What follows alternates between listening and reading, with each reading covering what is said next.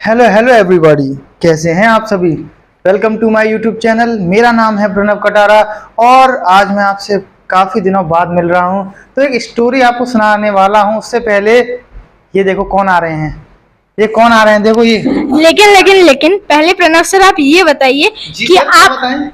आप ये बोल रहे थे कि आप सारे चैप्टर्स करवा देंगे, लेकिन आप अचानक से इतने लंबे गैप पर कैसे चलेगा। तो देखो, आप भी जानते हो और आप सबको भी दिख रहा होगा, जैसे कि ये दिख रहा है। अभी ये महाराज जी आए थे, इनका भी दिख रहा था। तो मैंने एक शॉर्ट वीडियो अपलोड करा था जिसके माध्यम से मैंने आपको यह बताया था कि जो मेरी नानी जी उनकी तबीयत खराब है और फाइनली शी एक्सपायर्स। तो उसी की वजह से काफ़ी लंबा गैप चला गया और वीडियो नहीं। ओम शांति। और इंग्लिश का आज लेक्चर स्टार्ट करने जा रहे हैं, तो बिना किसी देरी के स्टार्ट करते हैं। चैप्टर नंबर 1 फ्लेमिंगो का है। चैप्टर का नाम है द लास्ट लेसन। पहला चैप्टर पढ़ने जा रहे हैं और नाम है द लास्ट लेसन। इसका क्या अर्थ है, तो देखते हैं। इस जो नाम है, चैप्टर फर्स्ट पहला चैप्टर, और चैप्टर का नाम आखिरी चैप्टर, क्या मतलब है इसका। तो देखो, जो हम चैप्टर पढ़ रहे हैं वो तो पहला है, पर जो इस स्टोरी में एक बच्चा है और जो उसके एक टीचर हैं, वो जो अपना चैप्टर कर रहे होते हैं वो उनका आखिरी चैप्टर होता है। इसलिए इस चैप्टर का नाम हमने द लास्ट लेसन रख दिया। हमने मतलब जिन्होंने लिखा है उन्होंने रख दिया। तो थोड़ा सा ओवरव्यू लेते हैं। एक हमारे फ्रेंच नोवेलिस्ट थे, 1840 यानी 1840 से 1897 की बात है। उन्होंने एक शॉर्ट स्टोरी राइटर थे वो, ठीक है। उन्होंने ये लेसन लिखा। अब बात पता कब की है, फ्रांस और प्रशियन यानी फ्रांको एंड प्रशियन वॉर 1870 से 1871 किसके बीच में हो रही थी, फ्रांस और प्रशिया के बीच में हो रही थी, जिसमें कि जो फ्रांस है वो डिफीट हो जाता है बाय प्रशिया, यानी प्रशिया है वो फ्रांस को डिफीट कर देता है। ठीक है, तो क्या हुआ इससे। अब देखो, जो प्रशिया है ना, जिसने उसको डिफीट करा फ्रांस को, वो लेड करता वो बिस्मार्क के द्वारा लेड होता था, यानी बिस्मार्क उसके ऊपर कंट्रोल करा हुआ था। तो Prussia was led by Bismarck और प्रशिया ने फ्रांस को हरा दिया था, यानी डिफीट कर दिया था। तो अब क्या हुआ था, Prussia then consisted of what now are the nation of Germany, Poland and parts of Austria. जो हम प्रशिया कह रहे हैं उस समय में, किस समय में, 1870 से 1871, जिसको हम प्रशिया बुला रहे हैं, वो आज के ज़माने में एक नेशन है पूरा। बहुत सारे पार्ट हैं, जर्मनी भी है उसमें, पोलैंड भी है और कुछ पार्ट ऑस्ट्रिया का मिला के हम प्रशिया कहते थे उस वक्त। ठीक है। तो in this story the French district of Alsace and Lorraine have passed into Prussian hand. अब देखो, फ्रांस और प्रशिया के बीच में लड़ाई हुई थी, तो फ्रांस था जो वो हार चुका था, तो प्रशिया प्रशिया ने उसके ऊपर कंट्रोल कर लिया। तो जो फ्रांस की दो डिस्ट्रिक्ट थी, इनका नाम था एल्सिस एंड लॉरेन। किसकी डिस्ट्रिक्ट थी, फ्रांस की। क्या नाम था, Alsace and Lorraine. Alsace and Lorraine जो डिस्ट्रिक्ट थी, अब वो प्रशिया के हाथ में थी। मतलब प्रशिया ने एकदम अच्छा वाला रूल जमा रखा था। ठीक है। तो इसमें हम क्या पढ़ेंगे, इस स्टोरी में हम देखेंगे कि क्या क्या इफ़ेक्ट होते हैं, क्या क्या इफ़ेक्ट होते हैं जब ऐसा माहौल हो जाता है। तो स्कूल जाने वाले बच्चे पे क्या क्या इफ़ेक्ट होते हैं और क्या क्या माहौल बनता है, उसको इसमें लाइन वाइज बिल्कुल हम समझेंगे। सुनिए। तो स्टार्टिंग होती है, I started for school very late that morning and was in great dread of a scolding, especially because M. Hamel had said that he would question us on participles and I did not know the first word about them. तो देखो, I started for school, I कौन है यहाँ पर, I यहाँ पर एक छोटा सा बच्चा है जिसका नाम है फ्रांस। अब ये फ्रांस नहीं है, ये फ्रांस नहीं है, ये फ्रांस नहीं है। इस बच्चे का नाम है, इस बॉय का नाम है फ्रांस, FRANZ, फ्रांस। तो देखो, ये एक छोटा सा बच्चा ये कहता है कि उस सुबह मैं काफ़ी लेट उठा था और मैं बहुत ही डरा हुआ था कि मुझे डांट ना पड़े। किससे डांट ना पड़े? जो उनके टीचर थे स्कूल में। एल्सेन लॉरेन में ये बच्चा रहता था, वहाँ पर एक इनका स्कूल था अच्छा सा। तो अब ये उठा सुबह और कह रहा है मुझे डर लग रहा है कि मुझे स्कोल्ड ना हूँ मैं, यानी मेरे पे डांट ना पड़े। काय के लिए डांट पड़ रहे हैं? तो कह रहा है कि एम हेमल जो उसके क्लास टीचर थे, उन्होंने उसको पार्टिसिपल्स के रूल याद करने के लिए दिए थे और वो आज उससे क्वेश्चन पूछेंगे उसके ऊपर। तो ये कहता है मैंने तो उसका एक वर्ड भी नहीं पढ़ा है, मैंने उसका एक वर्ड भी नहीं पढ़ा है, तो मैं भाई साहब बहुत बुरी तरीके से पिटूंगा या स्कोल्ड होऊंगा। ये कहता है। ठीक है, इतना समझ में आया। For a moment I thought of running away and spending the day out of doors. मैंने थोड़ी देर के लिए सोचा उस मोमेंट पे, चलो आज रहने देते हैं, स्कूल नहीं जाते, बाहर जाके मौज मस्ती करते हैं, ऐश वैश करते हैं, एकदम मस्त जिंदगी काटेंगे। और कहता है it was so warm so bright the bird chirping at the edge of the wood. जो चिड़िया है वो चहचा रही हैं, मौसम बड़ा अच्छा हुआ है, स्कूल जाने का मन नहीं कर रहा, तो चलो आज स्कूल बंक मार लेते हैं। कहता है and in the open field back of sawmill. अब देखो स्वाम मिल क्या होता है? स्वाम मिल आपकी एक मिल होती है, स्वाम मिल एक मिल होती है। फील्ड बैक ऑफ द स्वाम मिल द प्रशियन सोल्जर। स्वाम मिल में क्या होता है? लकड़ियां वकड़ियां होती हैं, उनका काम होता है उस मिल में, sawmill. The Prussian soldiers were drilling. अब ड्रिलिंग का क्या अर्थ है? ये ड्रिलिंग वो वाला नहीं है, ये ड्रिलिंग है मार्च पास्ट हो गया। प्रशिया के जो सोल्जर हैं यानी जो फ्रांस था, फ्रांस फ्रांस नहीं फ्रांस, ये जो डिफीट हुआ था प्रशिया से, तो प्रशिया के सोल्जर इसको इसको लिटिल बॉय फ्रांस को दिखते हैं, वो ड्रिलिंग कर रहे होते हैं, यानी वो अपनी ट्रेनिंग व्रेनिंग कर रहे होते हैं, तो इसको दिखता है। It was all much more tempting than the rule for participles but I had more strength to resist and hurried off to school. ये कहता है कि मुझे बहुत अच्छा लग रहा था ये सब देखने में, एज कि पार्टिसिपल के रूल मैं याद करूं। तो ये कहता है पर मेरे में इतनी स्ट्रेंथ है कि मैं इन सबको, इस झमेले को छोड़ के अपने स्कूल वापस जा सकूँ। इस सारी चांदनी चौक, ये जितना भी मेरे को अच्छा अच्छा माहौल दिख रहा है, इसको छोड़ के मैं स्कूल जा सकूँ, मेरे में इतनी स्ट्रेंथ है। Strength to resist. रजिस्ट का क्या अर्थ होता है? मैं रजिस्ट कर सकूँ उसको, मैं इसको तोड़ के जा सकूँ। ठीक है। When I passed the town hall, there was a crowd in front of the bulletin board. अब bulletin board क्या है ये समझिए। अल्सासे एंड लॉरेन में एक टाउन हॉल था। टाउन हॉल क्या? एक मान सकते हैं आप एक ऐसा हॉल था जो टाउन के बीचों बीच बना हुआ था, जिसमें एक बुलेटिन बोर्ड था, टाइप ऑफ नोटिस बोर्ड। एक नोटिस बोर्ड टाइप का एक बुलेटिन बोर्ड था, जिसका नाम मतलब था वो नोटिस बोर्ड, पर उसका नाम था बुलेटिन बोर्ड। उस पर क्या करते थे? खबर वबर आती थी जो भी, तो उस पर लिख दिया करते थे। तो कहता है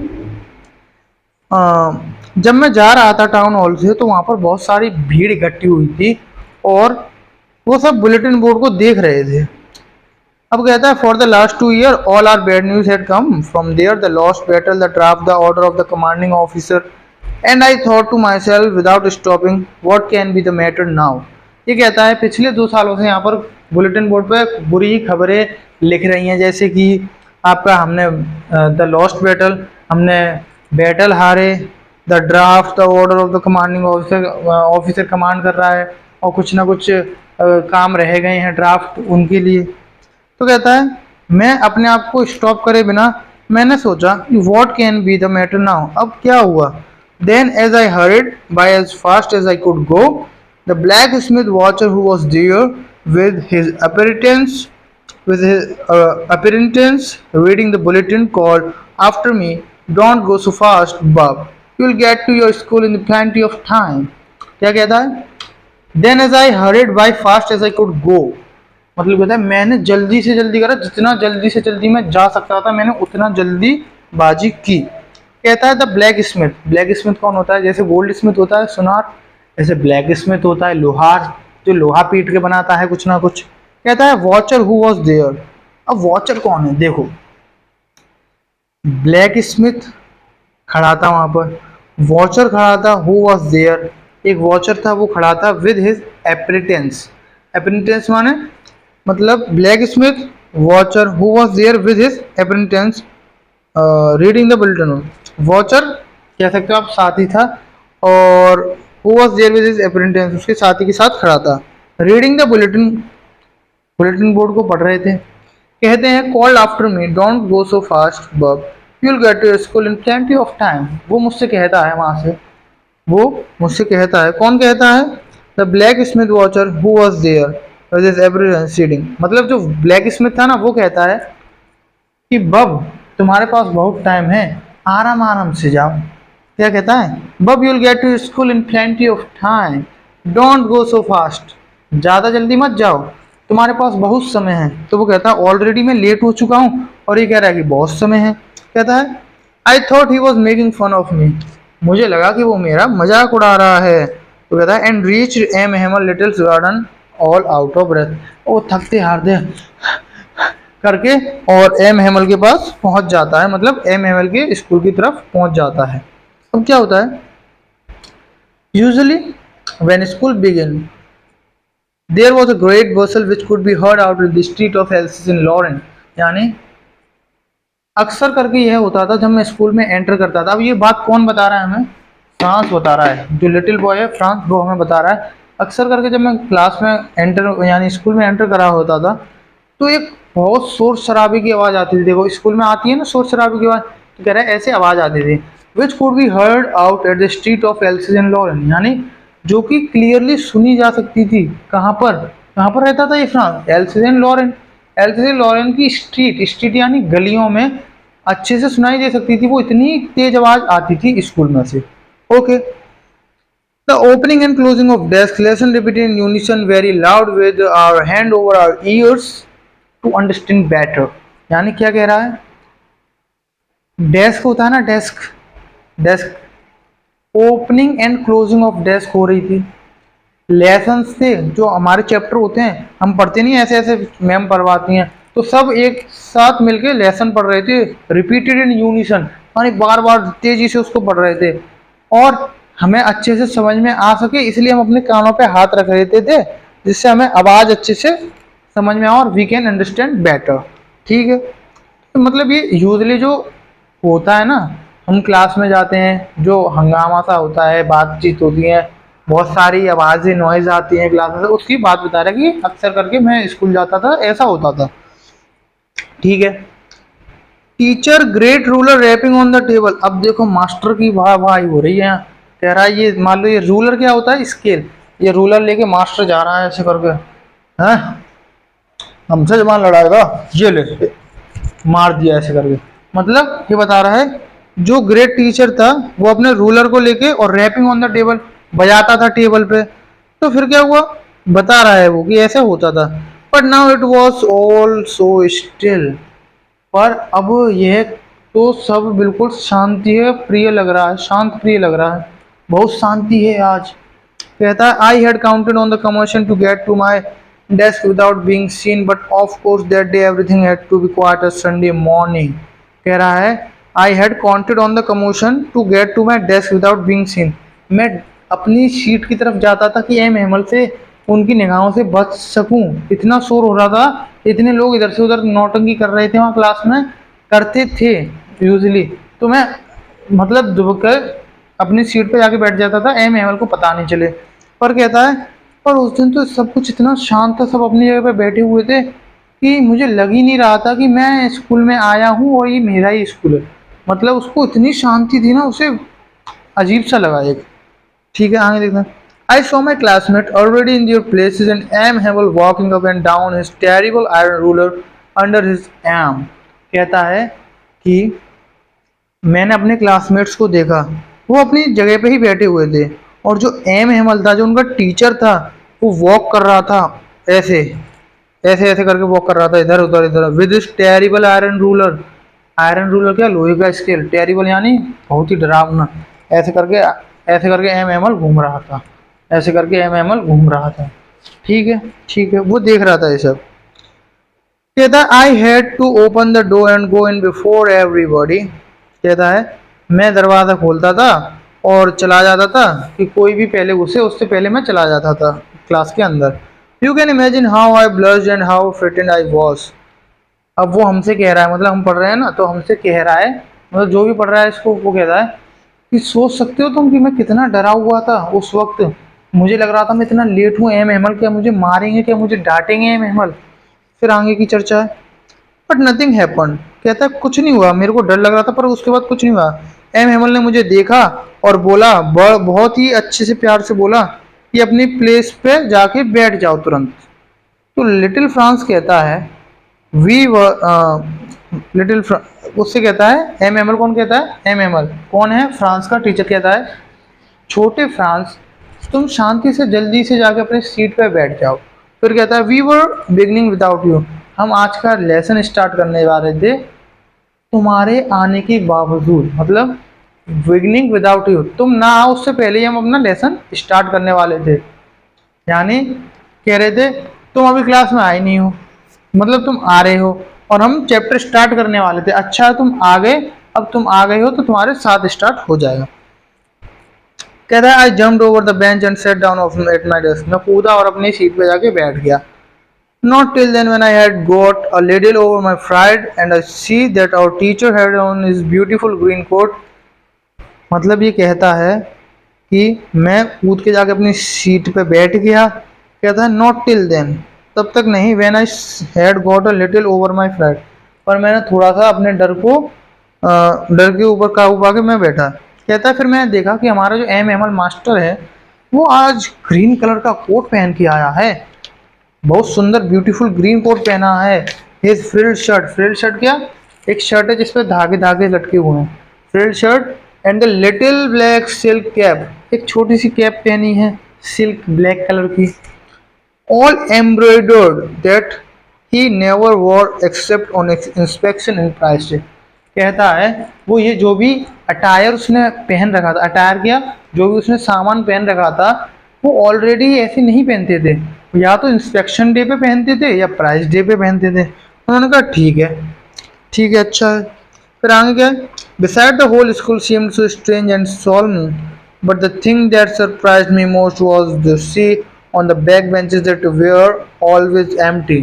कहता है मुझे ज़्यादा कुछ नहीं हुआ, मैं इतना अचंभित नहीं हुआ ये सब देख के कितनी शांति है और एम एम एल ऐसे सजे हुए, पर सबसे ज़्यादा मुझे शौक तब लगा तब मैंने देखा कि जो हमारी बैक बेंचेस थी क्लास की वो अक्सर करके खाली रहती थी। पर आगे बताता है, the village people sitting quietly like our, वहाँ पर गांव के लोग बैठे हुए थे। कैसे बैठे हुए थे, बहुत चुपचाप बैठे हुए थे जैसे हम बैठा करते थे।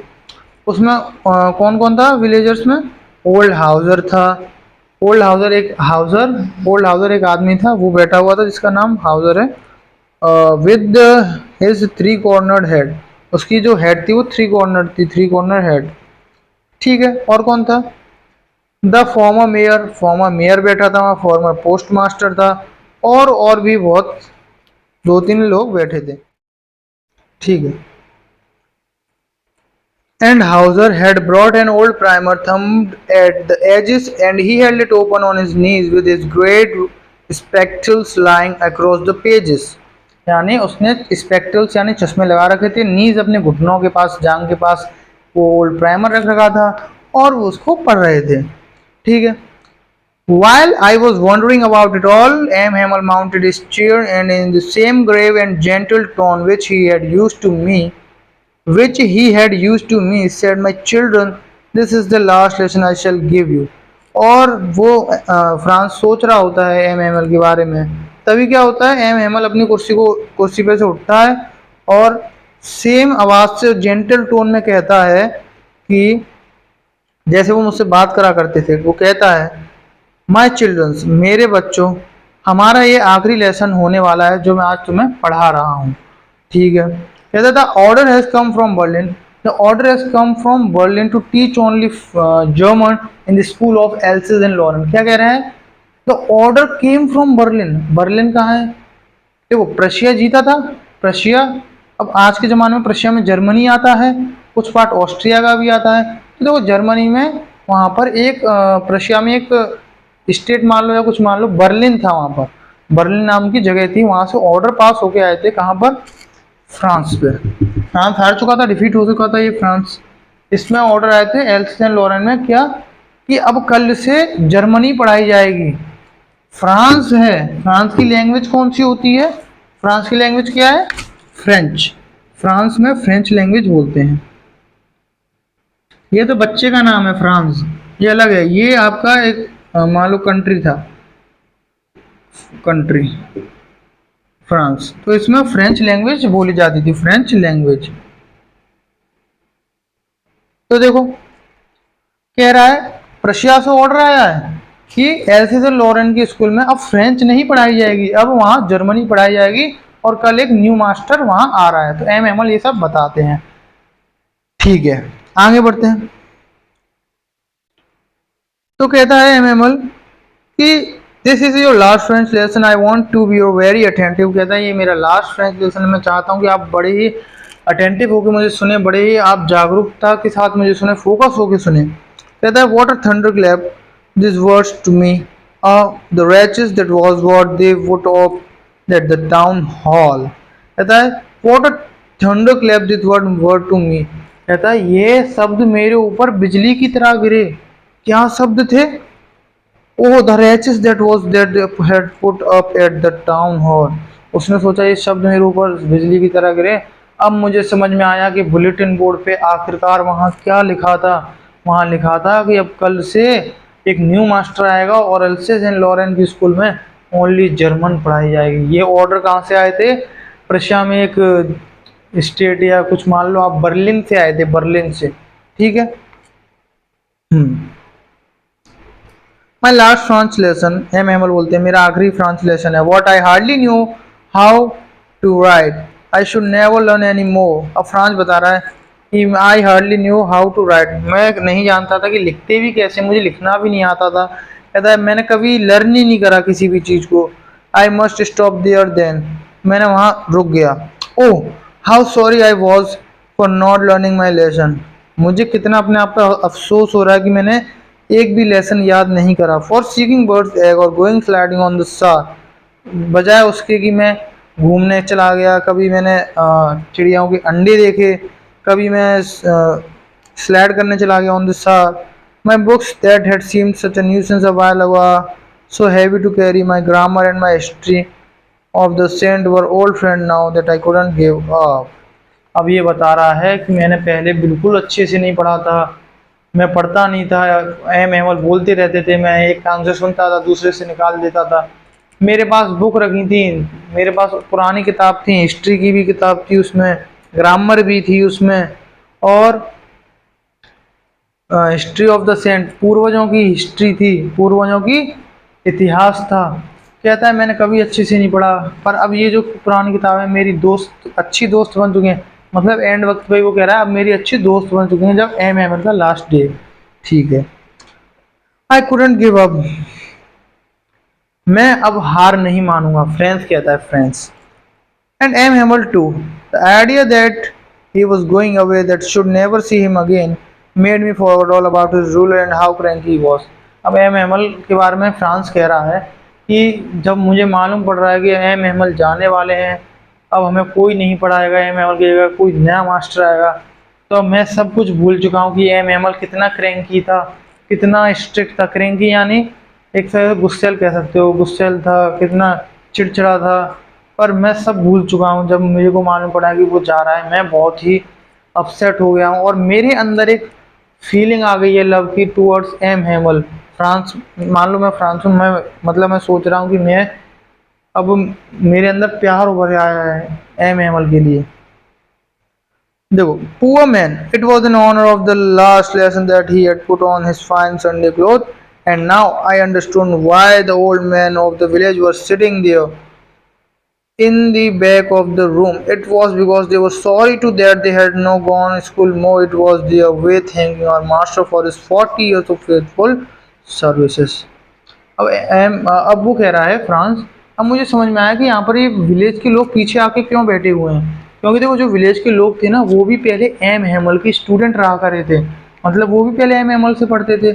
तो वो सब इकट्ठे हुए थे और जब उन्हें मालूम पड़ा था कि हमारे मास्टर हैं, इनका आखिरी दिन है, तो वो सब उनकी 40 ईयर्स, 40 साल एल्सेस लॉरेन के स्कूल में पढ़ाने के लिए फ्रेंच लैंग्वेज को, एम हेमल की उसकी सर्विस को, उसको रिस्पेक्ट देने के लिए वो सारे ओल्ड उसके स्टूडेंट आके इकट्ठे हुए थे क्लास में। ठीक है, 40 ईयर्स ऑफ, ठीक है, and of showing the respect for country that was there no more, और अपनी कंट्री के लिए रिस्पेक्ट दिखाने के लिए आए थे वो, पर जो अब की नहीं बची थी, क्योंकि अब उनका देश उनका नहीं रहा था, उस पर प्रशिया का कंट्रोल हो गया था। ठीक है, while I was thinking of all this I heard my name called, it was my turn to recite। मैं ये सब सोच ही रहा था जब कि मेरा नाम पुकारा गया और अब ये मेरी बारी थी। It was my turn to recite, recite माने बोलना, स्पीक, ये मेरी बारी थी स्पीक करने की। क्या speak? What would I not have given to be able to say that dreadful role or for the participle all through very loud and clear and without one mistake। अब वो कहता है जो एम एम एल ने, What would I not have given to be able। अब वो कहता है जो एम एम एल ने मुझे पार्टिसिपल दिए थे, मैं उनको बिना गलती के उसे सुनाना चाहता था। भले ही मैंने एक भी अक्षर नहीं पढ़ा था, पर मैं अपनी पूरी कोशिश करूंगा उसे सुनाने के लिए, और वो खड़ा हो जाता है बोलने के लिए। एंड विदाउट वन मिस्टेक, मतलब एम एम एल कहता है कि सुनाओ मुझे विदाउट वन कोई भी मिस्टेक है। But I got mixed up on the first word and stood there, पर जैसे ही वो खड़ा हुआ बोलने के लिए, उसका सब कुछ जबान में मिक्स हो गया, यानी उसके वर्ड थे वो सारे इधर उधर हो गए और वो कंफ्यूज हो गया और वो खड़ा का खड़ा ही रह गया। आगे क्या है?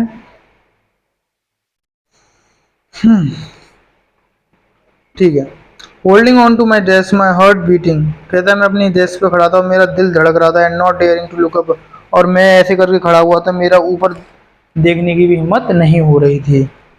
आई heard M Hamel say to me I want to scold you, M Hamel मुझसे कहता है, मैं देखा एम एमल मुझसे कहता है कि मैं तुम्हें नहीं डांटूंगा बेटा, लिटिल फ्रांस में तुम्हें नहीं डांटूंगा। You must feel bad enough, तुम्हें ऑलरेडी बहुत बुरा लग रहा होगा। See how it is every day we have said ourself, bah I have plenty of time, I'll learn it tomorrow। France से एम एमल कहते हैं कि देखो, अब तुम्हें भी बुरा लग रहा है और तुम सोच रहे होंगे कि हम डेली अपने आप से कहते हैं भा I have plenty of time, मेरे पास ज़रूरत से ज़्यादा समय है, मैं इस काम को कल कर लूँगा, यानी मैं कल पे टाल देता हूँ इस काम को। And now you see where we have come out, अब तुम देख रहे हो कि हम कौन सी स्थिति में आके खड़े हो गए हैं। Ah that's great trouble with Alsace, ah that's the great trouble with Alsace, M Hamel कह रहे हैं ये बहुत ही बड़ी प्रॉब्लम है एल्साजे के पीपल्स के साथ। She puts off learning till tomorrow, Alsace के पीपल्स थिंग्स की लर्निंग को या फिर कोई काम को टाल देते हैं अगले दिन के लिए। Now those fellows out of there will have the right to say to you how did you pretend to be Frenchman. अब जो बाहर से आएंगे जर्मन वगैरह से, जो मास्टर आएंगे, अब वो तुमसे कहने के लिए सक्षम है, वो तुमसे कह सकते हैं, क्योंकि तुमने कुछ याद तो करा नहीं, तुमने कुछ पढ़ा तो नहीं, वो तुमसे कह सकते हैं कि तुम आखिरकार फ्रेंचमैन कैसे हो, तुम्हें अच्छे से अपनी लैंग्वेज तो लिखना नहीं आती, बोलना नहीं आती। एम हेमल कह रहे हैं फ्रांस से, तो तुम आखिरकार फ्रेंच में रहते हुए भी फ्रेंच के वासी कैसे हो? वो फ्रांस में रहते हुए भी फ्रांस के वासी कैसे हो? जब तुम्हें फ्रेंच लैंग्वेज नहीं आती, तुम्हें अपनी कंट्री की लैंग्वेज नहीं आती, तो तुम कैसे एक फ्रेंचमैन कह सकते हो अपने आप को? ठीक है, but you are not the worst poor the little Franz, we have all great deal to reproach ourself with, your parents were not anxious about, you have to learn, they prefer to work.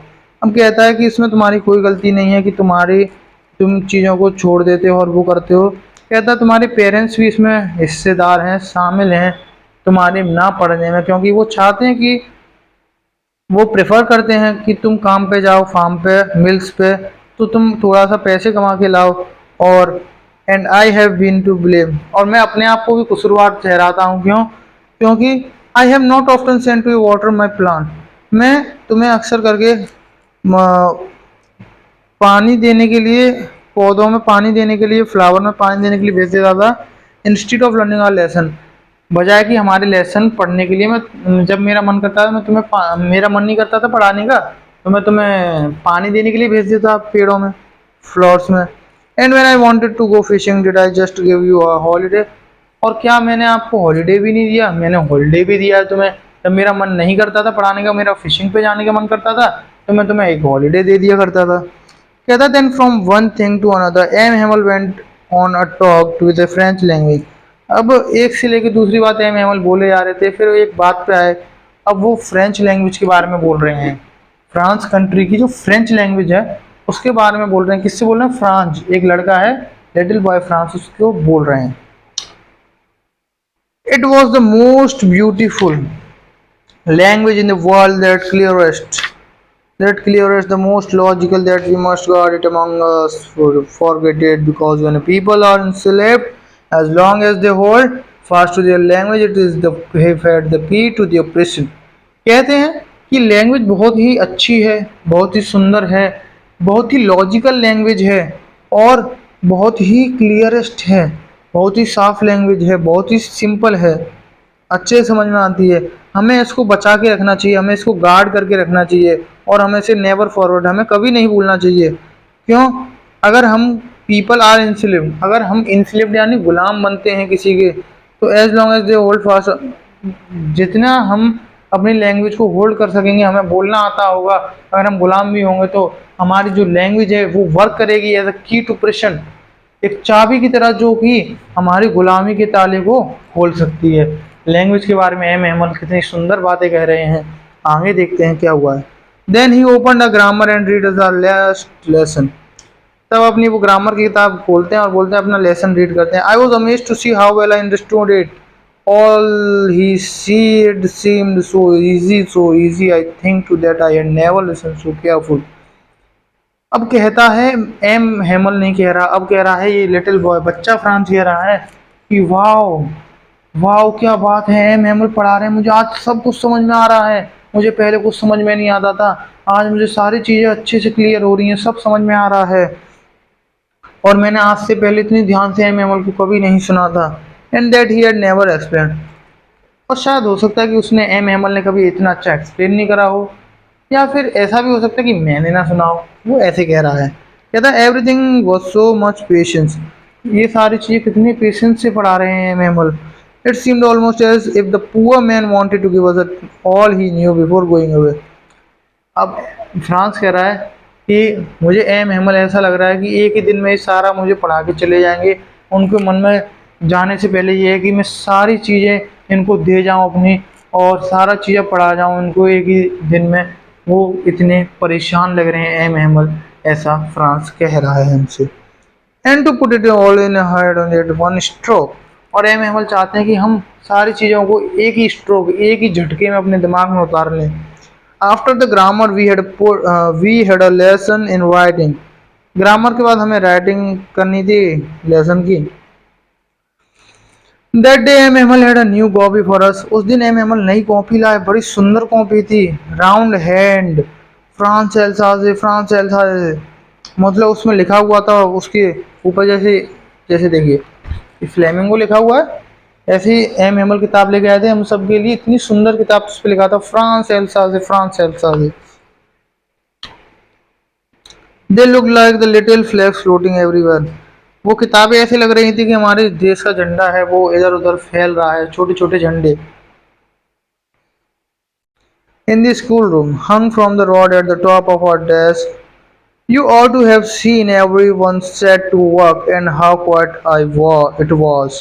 कहता है कि इतने ही सब ईमानदारी से अपना काम कर रहे थे, सुन रहे थे, किताबों को ले रहे थे, और ऐसा लग रहा था कि सब अपने अपने काम में व्यस्त हैं, और बड़ा ही साइलेंस था वहाँ पर, सब कुछ क्वाइट था। The only sound was the scratching of the pen over the paper, once in the beetle flew in there but nobody paid attention to them। Scratching करने की आवाज़ आ रही थी, हम पेन घिसते हैं ना ऐसे करके, देखो आवाज़ आ रही है, ऐसे घिसते हैं ना, तो इतना साइलेंस था कि पेन चलाने की तक आवाज़ आ रही थी, स्क्रैचिंग ऑफ पेन। और अभी क्या हुआ, उसी बीच में एक बीटल आके क्लास में एंटर हुआ और उसकी आवाज़ आ रही थी जन जन जन, पर फ्रेंड्स देख के चौंक गया कि सब अपने काम में, सब अपना लेसन लिखने में लगे हुए हैं, किसी ने ध्यान नहीं दिया कि एक बीटल आया। Not even the Littles one not even the littlest one, who worked right on tracing the fish hook as if it was French too.